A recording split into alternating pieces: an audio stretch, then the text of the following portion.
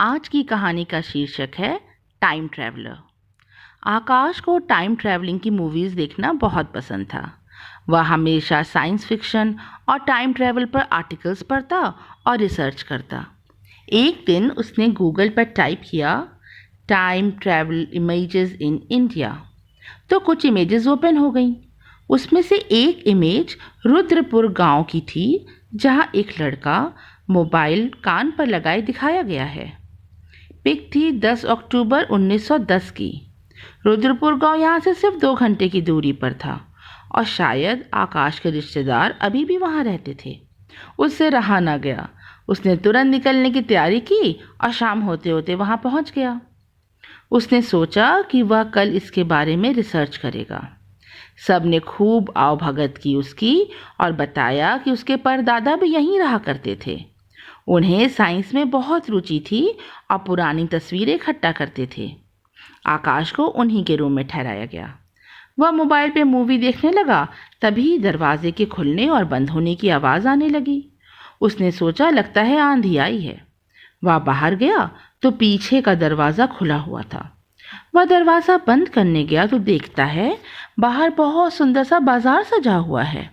शाम ढलने को है। उसे तो समय का पता ही नहीं चला। उसे लगा रात हो चुकी होगी।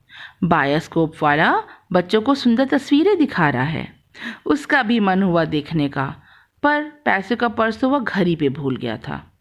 हाँ, मोबाइल था उसके हाथों में, सो उसने पिक्चर क्लिक कर ली। तभी पीछे से घोड़ों के टापों की आवाज़ आई। देखता है ऊंचे ऊंचे सफ़ेद घोड़ों पर सैनिक सजीले लाल कपड़े पहने चले आ रहे हैं। उनकी भी फ़ोटो क्लिक की। आगे चला तो देखा हलवाई बहुत बड़ी बड़ी जलेबियां छान रहा है, पर पैसे ही नहीं थे उसके पास। फिर आकाश चौंक पड़ा। सामने एक बिल्डिंग पर ब्रिटिशर्स का झंडा लहरा रहा था। अरे, यह क्या? इसकी तो तुरंत रिपोर्ट करनी चाहिए। तभी उसने देखा कि सामने बहुत बड़ा सा कैमरा रखा है और वहाँ खड़े लोगों की पिक्चर्स क्लिक की जा रही हैं। अच्छा, तो यहाँ शूटिंग चल रही है, आकाश ने सोचा। फिर कैमरे वाले के पास गया और बोला, भैया मेरी भी एक फ़ोटो क्लिक कर दो। तो उसने कहा, पैसे हैं तुम्हारे पास? बोला, अरे पैसे कल कर दे दूंगा। फोटोग्राफर ने फ़ोटो तो क्लिक कर ली, पर कहा जब आकाश उसे पैसे देगा तभी वो फ़ोटो उसे मिलेगी।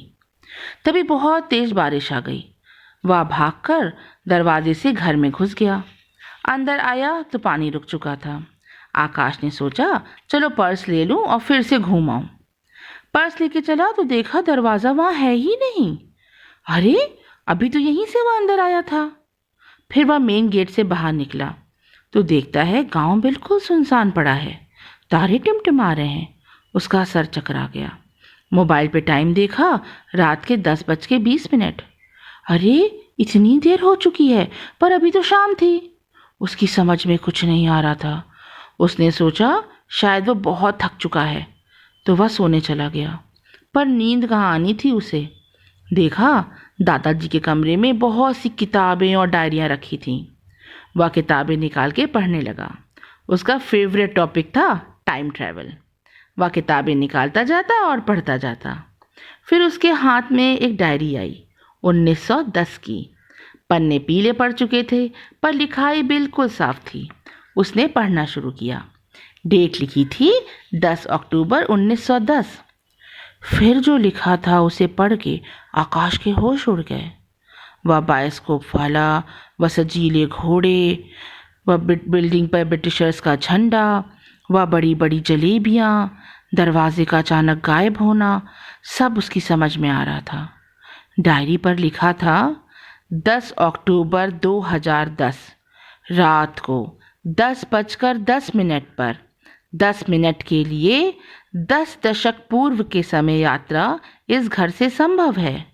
पर याद रहे, 10 मिनट में अगर वापस ना आए तो 10 दशक यानी 100 सालों के लिए उसी दुनिया में रह जाएंगे। आकाश की आंखें फटी रह गईं।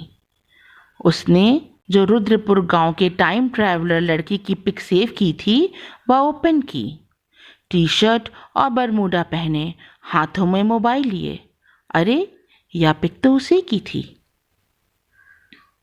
अभी आप सुन रहे थे मेरे द्वारा लिखी कहानी टाइम ट्रैवलर। आपको ये कहानी अच्छी लगी हो तो लाइक करें, कमेंट सेक्शन में कमेंट ज़रूर करें और हाँ, सब्सक्राइब करना ना भूलें। बाय।